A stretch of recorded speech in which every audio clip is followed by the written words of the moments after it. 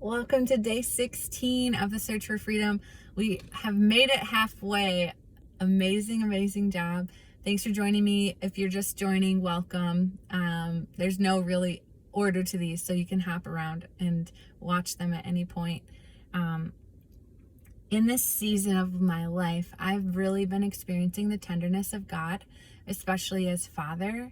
And so that is what I just really want to impart to you today. I was just sitting with him in the morning this week, and I saw a stroller, and I felt like I was in the stroller like a baby. And I just sensed God say, I love to take care of you. And so I just want to speak that over you today. God loves to take care of you.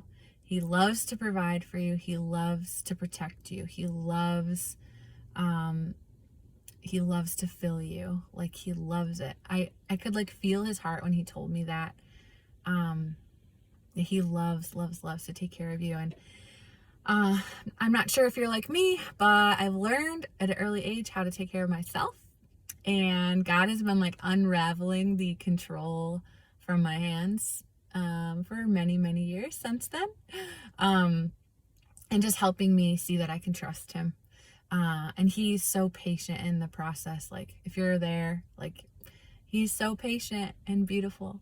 And I'm still working on it, or he's still working on it in me. But this week I was I've learned about the power of declarations like we did, and declaring life, and the power of having beliefs that align with God's truth, and what that does to our lives, and just even the circumstances around us. It's things start to shift because of our beliefs really operating in the way of God and the world. It's wild. Things shift. But so I'm Lord, I know having proper beliefs are important, but I keep falling into this spiral of just anxiety and just negative thinking.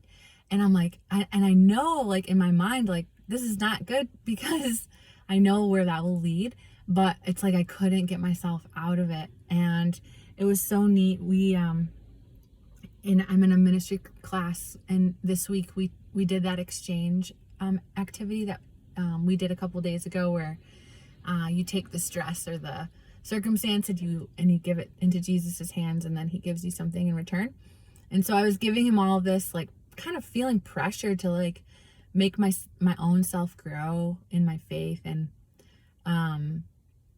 just different circumstances. And when it came to him giving me something back, he I felt was speaking to me, and he just said, Lauren, I'm the one that prunes, not you. And so essentially I'm the one that makes you grow. And so it was referring to there's a story Jesus talks about of a gardener having a vineyard, and Jesus is the vine and we're the branches, and the gardener prunes the branches so that they're even more fruitful. And so it's not our responsibility for our own growth in a lot of ways. Actually, our responsibility is just to stay postured towards the vine. And so God was just reminding me, actually, I'm the one that takes care of you. I'm the one that provides, and I'll show you how to partner with me in that, but it's not on you. And so it was just reminding me of the picture of the stroller, where it's he's I take care of you, and the pressure's off, because it's he is that parental role, and we're still he calls us children for a reason.